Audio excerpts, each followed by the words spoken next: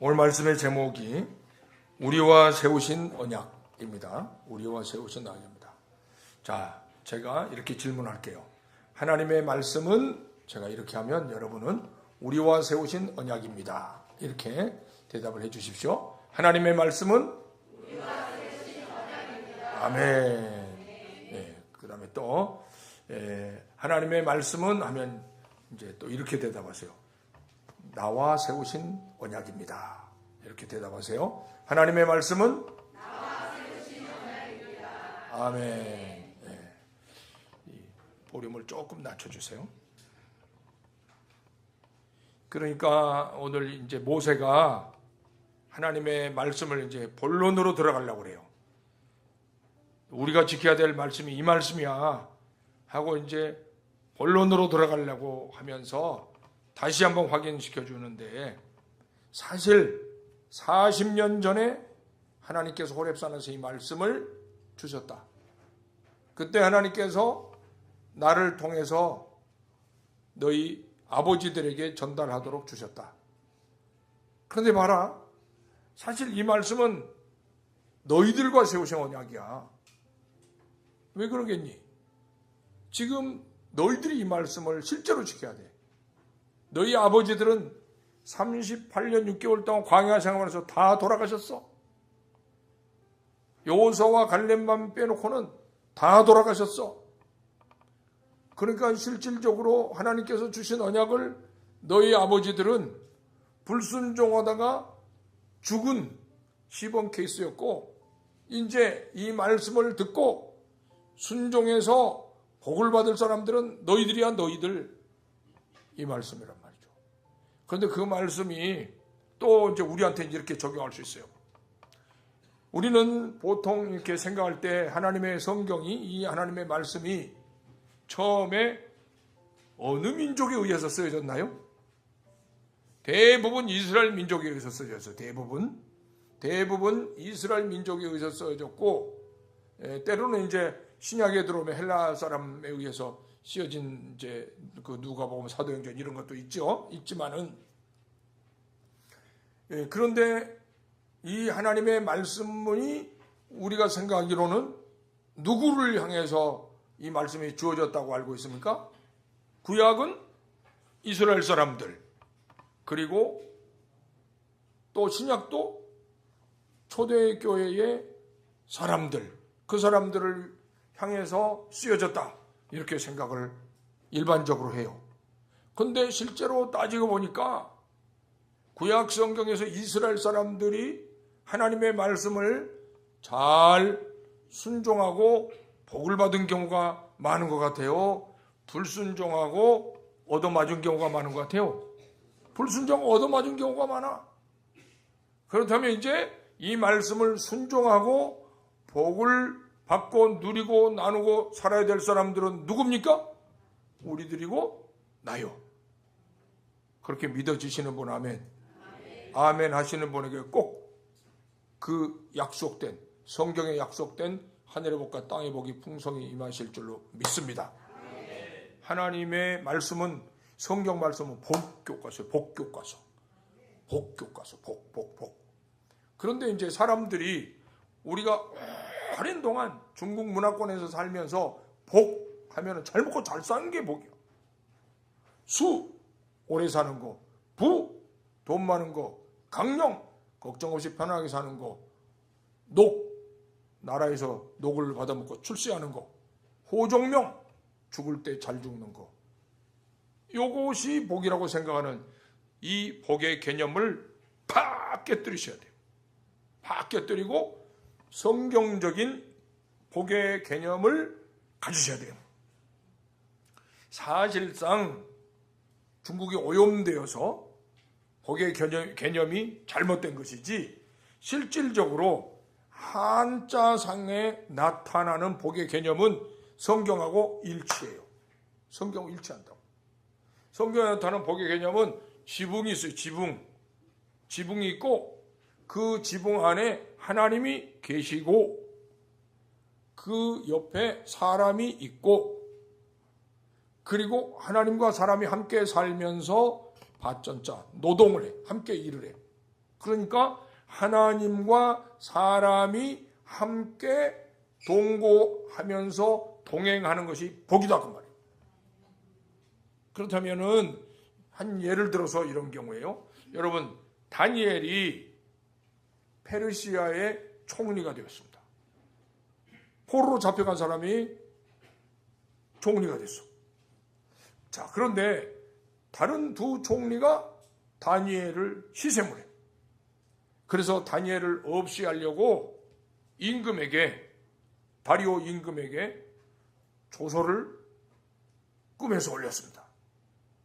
폐하, 오늘 이후로 한 달 동안은 폐하 이외에 다른 신에게나 다른 어떤 존재에게 기도하거나 예물을 드린다면 그 사람을 사자굴에 넣기로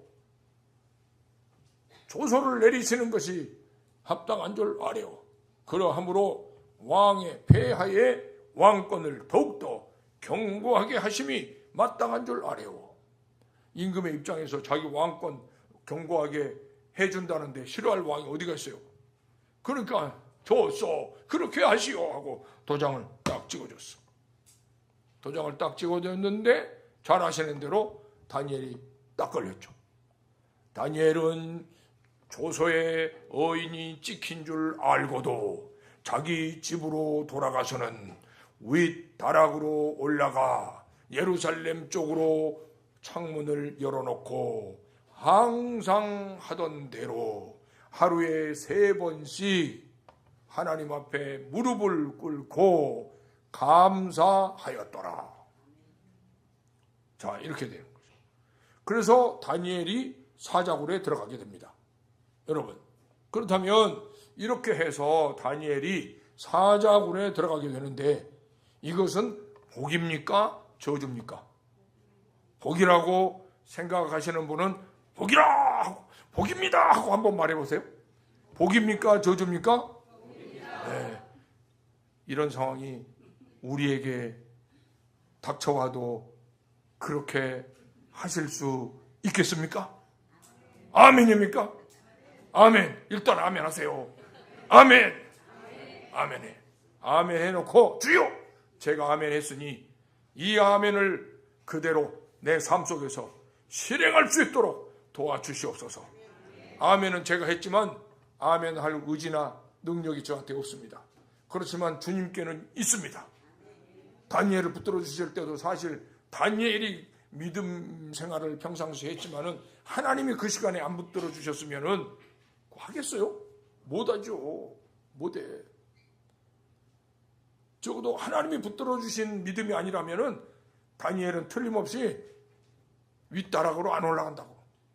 저 지하실 골방으로 내려간다고. 골방으로 가서.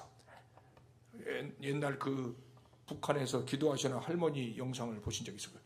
하나님 아버지, 우리 민족을 불쌍히 여겨주시라요. 저 남한 기독교인들을 불쌍히 여겨주시라요. 북한에서 남한을 위해서 그렇게 어렵게 기도를 하시는 거예요. 그래도 그 간절한 기도는 너무나 아름답고 정말 감동적인 기도인데, 그런데 그 기도는 조용히 걸렸다면 죽으니까 조용하게 그렇게 속삭이면서 기도를 하시는 기도예요. 그런데 다니엘은요, 잡아가라 이것들아 그러면서 그냥 항상 자기가 하던 대로 자기 집에 가서 윗다락으로 올라가서 문 딱 열어놓고, 그리고 다 들어라, 다 들어. 밖에 사람이 다 들을 수 있도록 날마다 하던 대로 하루에 3번씩 하나님 앞에 그것도 감사라는 거예요. 하나님, 이게 웬일입니까? 내가 하나님하고 보통 친밀한 사이가 아닌데 왜 이런 일을 만드십니까?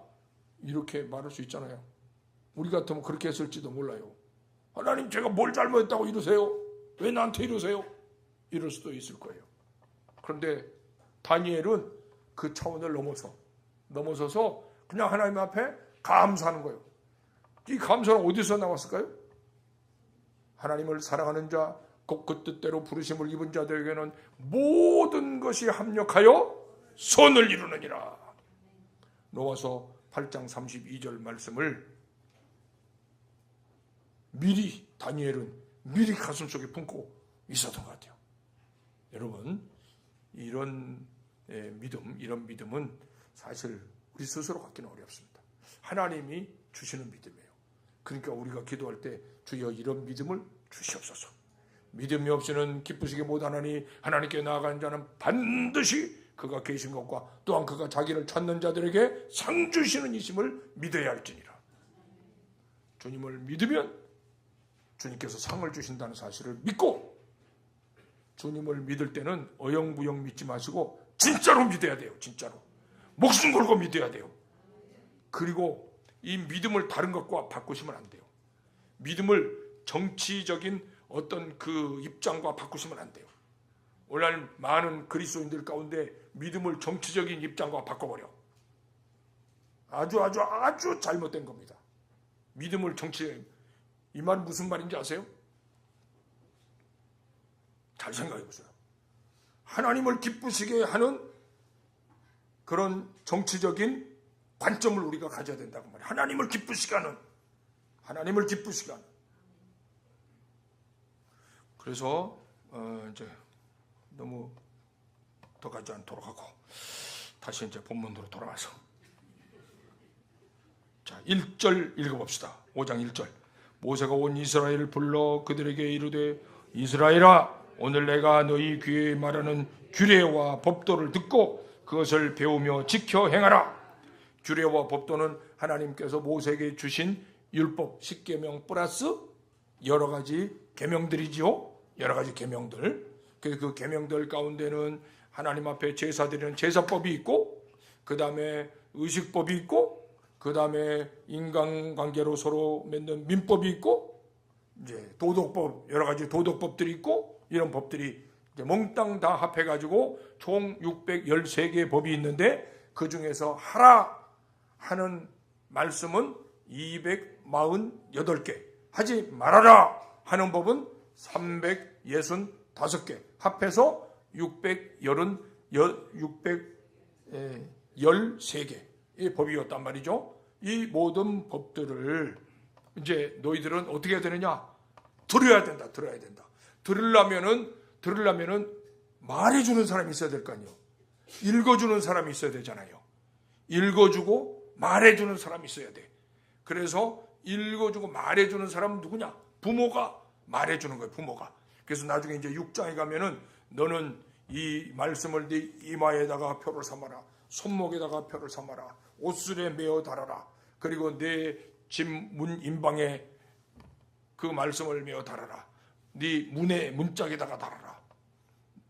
그것은 네가 집에서 집 밖에 있다가 집으로 들어갈 때 하나님 말씀을 보고, 밖에서 나올 때 하나님 말씀을 기억하고, 네 머리가 항상 모든 생각이 하나님의 말씀 중심으로 생각을 하고, 네 손으로 하는 모든 일들을 손으로 움직일 때 하나님의 말씀을 생각하고, 하나님 중심, 하나님을 사랑하는 생각, 하나님을 사랑하는 행동, 하나님을 사랑하는 출입을 하고, 그렇게 하라는 거죠.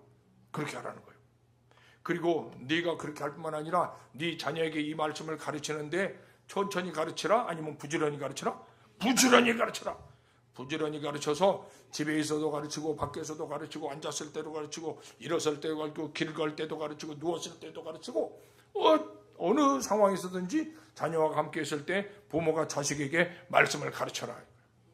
그러니까 부모가 자식에게 말씀을 가르치는 것이 가장 중요한 일이지, 부모가 자식에게 말씀을 가르치지 않고 교회 선생님 말씀 좀 잘 가르쳐 주세요, 이렇게 부탁하고 나는 아무것도 가르치지 않는 것은 진짜 자식 사랑하는 것이다, 아니다?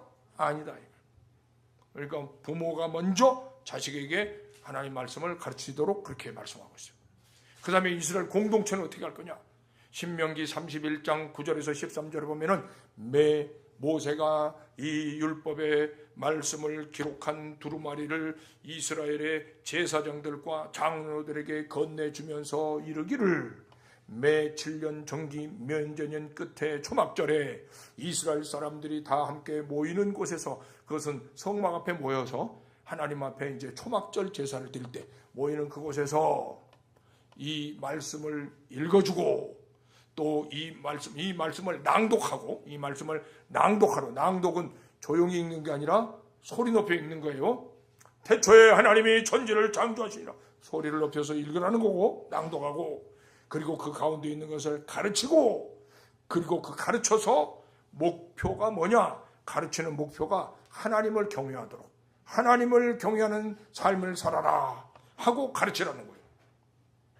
그렇게 가르치면 하나님께서는 약속해 주시는 거 있는데, 그렇게 하나님 말씀을 잘 가르쳐서 그 말씀대로 순종하도록 후손을 잘 교육시켜 놓으면 그 다음에 하나님께서는 너희 후손들에게 복을 주시겠다는 거예요. 그런데 그 복을 주시는 것이 하나님이 함께하는 것이 진짜 복인데, 인간들이 살아가면서 필요한 것들을, 물질적인 것들도 주시겠다는 거예요. 개인의 복도 주시고, 가정의 복도 주시고, 사업의 복도 주시고, 공동체의 복도 주시고, 국가의 복도 주시고, 안보의 복도 주시고, 경제의 복도 주시고, 정치적인 평안의 복도 주신다는 거예요. 그것이 이제 신명기 28장 1절부터 14절까지 있는 복 주시겠다는 말씀이에요. 너희가 이 모든 하나님의 율례와 계명과 법도를 지켜 행하면 하나님께서 천하 너희에게 이 모든 복을 너희에게 내리시니 천하 모든 민족에 너희들이 머리가 뛰어난 민족이 될 것이고, 너희가 머리가 되고 꼬리가 되지 않을 것이며 위에만 있고 아래에 있지 않을 것이며, 네가 나가도 복을 받고 들어와도 복을 받았으며 성읍에서 복을 받고 들에서 복을 받고, 네 떡반죽 그릇에 복을 받고 네 광주리가 복을 받고, 네 몸의 소생이 복을 받고 네 우양의 새끼가 복을 받고, 너의 대적이 한 길로 너를 치러왔다가 7길로 쫓겨갈 것이며, 이런 복들이 따라오게 해주신다는 거예요. 그러니까 다니엘의 진짜 복은 하나님이 함께 해주시는 것이 복이었단 말이죠. 자, 조서의 의인 찍힌 줄 알고도 하나님이 함께 하시니까 다락에 올라가서 기도했고, 하나님이 함께 하시니까 사자굴에 들어갔는데도 다니엘이 겁먹고 벌벌 떨면서 주여 왜 나를 이렇게 하십니까? 이런 내용이 없어요. 그렇죠? 사자굴에 들어갔는데 사자가 막 무리로 있어. 사자가 한 마리가 있는 게 아니에요. 사자가 무리로 있는 사자 우리예요. 그 우리에다가 다니엘을 집어넣었는데 다니엘이 당당하게 들어가는 거예요. 그 사자굴에도 하나님과 함께 가는 거예요. 사자굴에서 나올 때도 하나님과 함께 나오는 거예요.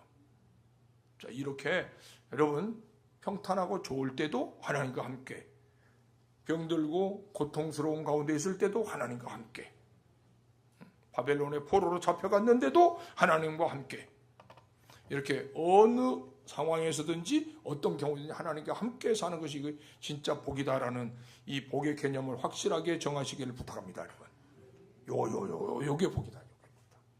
그래서 하나님께서는 이 복을 어떻게 누리는지를 말씀에다가 담아놓으셨어요. 말씀에다가 너희들이 나하고 함께 사는지를 뭘로 내가 알겠냐? 너희들이 이 말씀을 지키면, 순종하면, 순종. 그냥 실천 정도가 아니요. 실천의 개념. 실천은 내가 하는 거예요. 내가 하는 거. 실천은 내가 하는 건데, 내가 하나님 말씀을 지키려면은 한계가 있어. 한 2발자국 가다 끝나. 내가 실천하는 것은요. 그런데 순종은 하나님의 도우심이 있어야만 순종이 돼요. 그래서 순종은 죽기까지 순종할 수가 있어요. 그러므로 사랑하는 성도님들, 하나님 말씀을 들을 땐 주여 이 말씀에 순종할 수 있는 은혜를 주시옵소서 기도하셔야 돼요.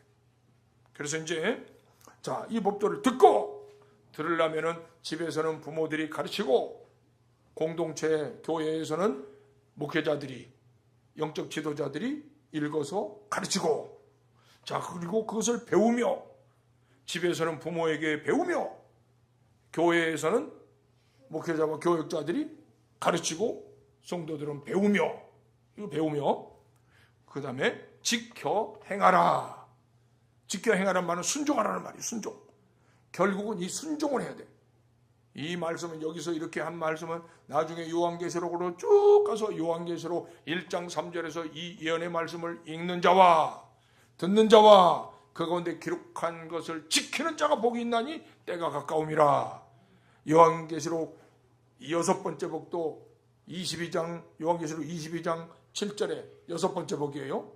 이 두루마리 예언의 말씀을 지키는 자가 복이 있나니 때가 가까움이라고 했어요. 지키는 자가. 그래서 이 말씀에 순종하는 사람, 결국은 순종이 목표. 자, 그리고 이제 쭉 더 읽어보고, 그렇다면 그 율법의 내용이 뭔지 제가 오늘 조금 얘기하고 이제 마칠 겁니다. 2절에 우리 하나님 여호와께서 호렙산에서 우리와 언약을 세우셨나니, 우리와 언약을 세우셨대. 우리와. 그때에 20세 이하였던 지금 60세 이상의 이 남자들이 그때는 20세 이하의 사람들이었어요. 20세 이하의 사람들. 그런데도 모세는 지금 우리와 세우셨다 이렇게 말하고 있습니다. 우리 하나님 여호와께서 호렙산에서 우리와 언약을 세우셨나니 이 언약은 여호와께서 우리 조상들과 세우신 것이 아니오 오늘 여기 살아있는 우리 곧 우리와 세우신 것이라. 너희 아버지들, 너희 조상들은 그 말씀을 들었지만 불순종하다가 결국 다 광야 생활에서 다 죽었다. 그리고 앞으로 너희들이 요단을 건너가서 저 요단 서편을 정복하고 그 땅에 살게 될 텐데 거기서 너희들이 이 말씀을 지켜야 된다. 이 말씀이고, 오늘 이 말씀은 우리에게 주어진 말씀이고 나에게 주어진 말씀이고, 오늘 이 말씀은 우리가 순종해야 되고 내가 순종해야 된다. 여러분, 각인을 시키십시오. 하나님의 말씀은 내가 순종해야 된다. 따라서 하실까요? 하나님의 말씀을 내가 순종해야 됩니다. 하나님의 말씀을 우리가 순종해야 됩니다. 우리가 순종해야 돼요. 자, 그래서 우리가 세우신 것이라 4절에 여호와께서 산 위 불 가운데서 너희와 대면하여 말씀하시매 그때 너희가 불을 두려워하여 산에 오르지 못하므로 내가 여호와와 너희 중간에 서서 여호와의 말씀을 너희에게 전하였노라. 여호와께서 이르시되 나는 너를 애굽 땅 종되었던 집에서 인도하여 낸 네 하나님 여호와라.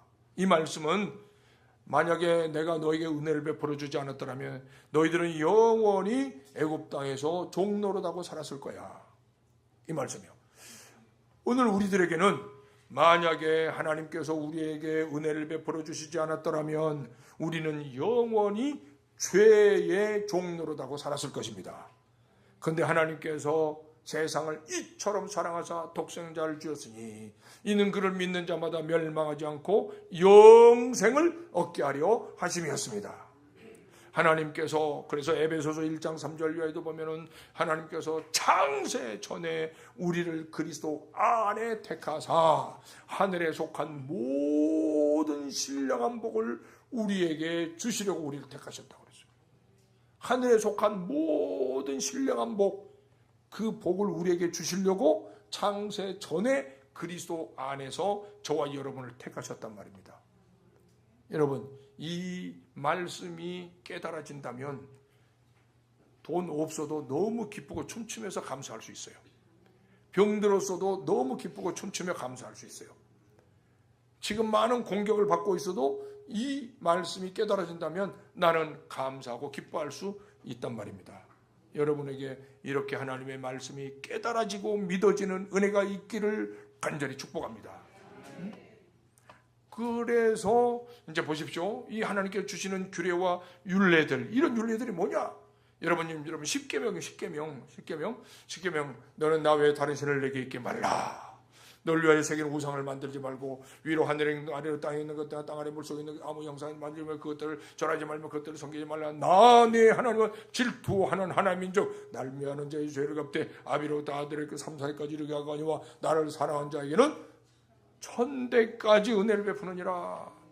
우상을 섬기지 말라는 거죠. 하나님 외에 다른 신을 두지 말라. 너는 네 하나님 여호와 이름을 망령도 일컫지 말라. 네 마음대로 행해놓고 하나님 뜻입니다 이러지 말라는 거예요. 그런 사람 진짜 많아요. 그렇죠? 자기 마음대로 행해놓고 자기가 하고 싶은 일 해놓고 하나님이 그러신가 봐요. 하나님께서는 네가 어찌하여 내 이름을 망령도 일컫느냐 그러실 거예요. 자, 네 번째로는 안식일을 기억하여 거룩히 지키라. 너나 네 아들이나 네 딸이나 네 남종이나 네 여종이나 네 모나 네 여는 계기라. 모든 것들이 다 안식일을 기억하여 거룩히 지키라고 하셨어요. 자, 그러니까 이것은 하나님만을 온전히 섬기는 거, 이것이 바로 복이라는 거예요. 하나님만을 온전히 섬기면 어떤 효과가 있을까요? 여러분은 잘 이해를 하실 수 있는 분도 계시고 이해가 잘 안 되실 분도 계시지만은 늘 말씀드리지만 저는 불교, 유교, 이슬람교, 남해호랭교까지 거쳐서 예수님을 믿게 됐잖아요. 그렇기 때문에 이 예수 그리스도만이 진정한 구주이시고 천하 인간의 구원 얻을 만한 다른 이름을 우리에게 주신 일이 없다는 이 사실이 나한테는 너무 확실하고 뜨거워. 너무 확실해. 그런데 이걸 모르는 사람도 어떤 줄 아세요? 무슨 말 하는 줄 아세요? 다른 종교에도 구원이 있을 수 있는데 너무 그렇게 독선적으로 하지 마세요. 공부 많이 한 사람도 그런 사람들이 많아.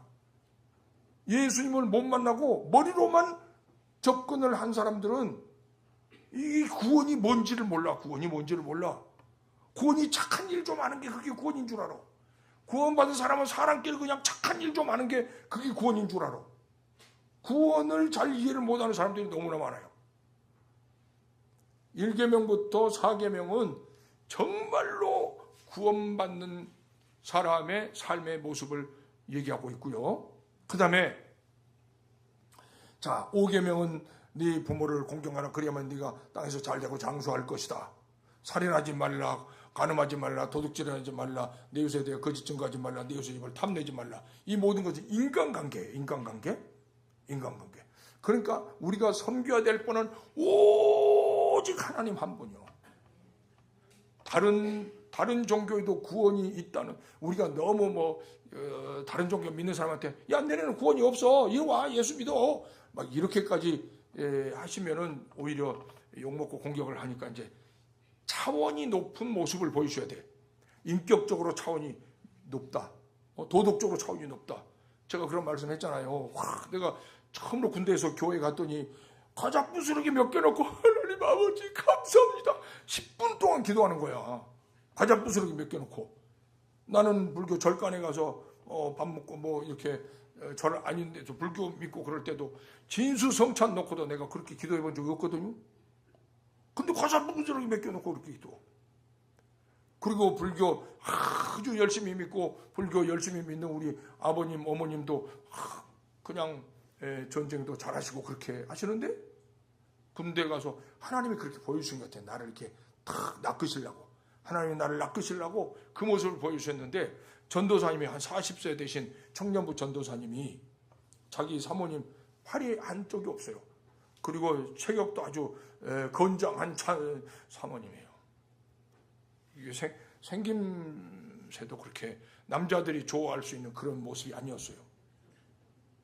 그런데도 세상에 자기 아내밖에 없는 것처럼 그렇게 사랑하고 아끼고 이뻐하더라고. 그런데 왜 그 사람이 자기 아내를 자기가 이뻐하는데 내가 볼 때 좋아 보이냐고. 야, 전도사 괜찮네. 이건, 그리고 돈 한 푼도 내가 헌금도 못하고 겨우 헌금해봐 100원 헌금하는데, 그런데도 그냥 얼마나 환영을 하는지 교회만 가면 어서 와요 어서 와요 꼭 자기 아들 오는 것처럼 이렇게 어른들이 막 환영하고. 여러분 낯선 분 교회 올 때 진짜 반가운 모습으로 환영하셔야 돼요. 어디서 왔대? 뭐야 저거 어디 온 거야? 신천지 아니야 저 사람? 이러지 마세요.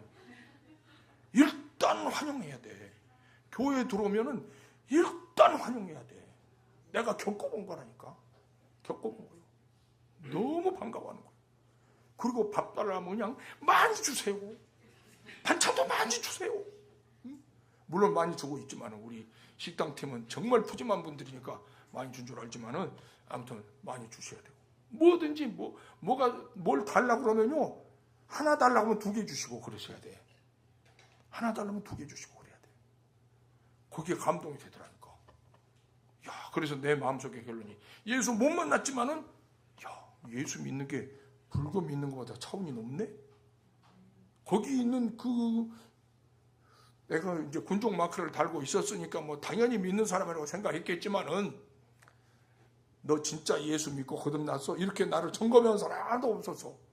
하나도 없는데 아무튼 나한테 무조건 그렇게 친절을 베푸는 그걸 보고 제가 감동이 됐습니다. 여러분, 기독교는 다른 종교하고 차원이 다릅니다. 삶의 차원이 달라. 가정생활하는 모습이 달라. 직장생활하는 모습이 달라. 신앙생활하는 교회생활에서의 모습이 달라. 이런 것으로 오늘날은 이런 모습으로 삶의 모습으로 전도를 해야 되는 거예요. 그러니까 가정에서 우선 이제 혼자 계시는 분이 우리 교회 안에 나부터도 이제 혼자 나도 싱글이니까 할 말 있어 하는데 여러분 일단 같이 사는 분들은 진짜 사랑해야 돼. 진짜 사랑하기로 결심해. 사랑 잘 안 되면 사랑하기로 결심해야 돼. 결심해야 돼. 결심하면요 속에 들어있는 사랑이 폭발하고 나와요. 경험하실 거예요. 내가 결심했는데 나는 안 됩니다. 그럼 나를 찾아오세요. 결심하면 속에서 폭발해. 사랑이 폭발해요. 아무튼 가정생활에서 부부끼리 사랑하는 것은 다른 종교에서 따라올 수가 없어요. 기독교만 있는 거예요. 기독교만 있는 거예요. 저 유교 같은 데 가면은 부부 유별이니 이러고 있다고. 남자들은 할 일 다 하면서 하고 싶은 다 하고 못된 짓 다 하고 그러면서 여자들한테 삼종지도를 지켜야 하오. 질거지약을 해서는 안 돼요. 이런다니까요. 그 유교요. 다른 종교에서 볼 수 없는 그 가정생활의 오묘함과 따뜻한 사랑과 부부간의 그 뜨거운 사랑과 이런 자녀 양육의 정말 천국을 맛볼 수 있는 가정생활이 성경에서 가르치고 있는 거예요. 성경에서. 다른 종교 불교에서는 천국을 맛볼 수 있는 가정생활 안 가르친다니까요. 유교에서는 그런 생활 안 가르친다니까요. 다른 데는 없어요. 성경에서는 가정생활을 천국처럼 할 수 있는 방법을 가르쳐요. 직장생활을 성실하게 할 수 있는 방법을 가르쳐요. 교회생활에서 하나님을 정말 기쁘시게 할 수 있는 방법을 가르치고 정말로 천국 들어갈 수 있는 정말로 천국 가는 길을 우리에게 안내하는 말씀이 성경이요. 다른 데서는 찾아볼 수 없는. 그런데 이 말씀은 우리가 아는 것 갖고는 안 돼. 믿어야 돼. 그런데 이 믿음은 증명할 수 있는 믿음이어야 돼. 입술로만 나 믿습니다. 아무리 입술을 믿으라고 믿습니다 해봐야 그것은 인정이 되는 게 아니요. 삶으로 아무 말도 안 하고 조용히 남편이 자기 아내를 정말 진실된 마음으로 사랑하고 아내가 자기 남편을 진실된 마음으로 사랑을 보면서 저 사람들 진짜 믿는 사람이구나. 하나님 앞에 예배드리는 그 예배의 모습이 정말 진실된 모습으로 예배드리는 그것으로 증명이 되는 거예요. 그것으로. 그리고 이웃과의 관계에서 이웃과 원수가 심지어는 극단적으로 이제 사랑이 이렇게 나와요. 사랑이 하나님께서는 우리에게 이제 사랑을 하라 하고 말씀하셨는데 그가 우리에게 주신 명령이 사랑이요. 서로 사랑하라. 사랑하는데 먼저 하나님을 사랑해야 돼.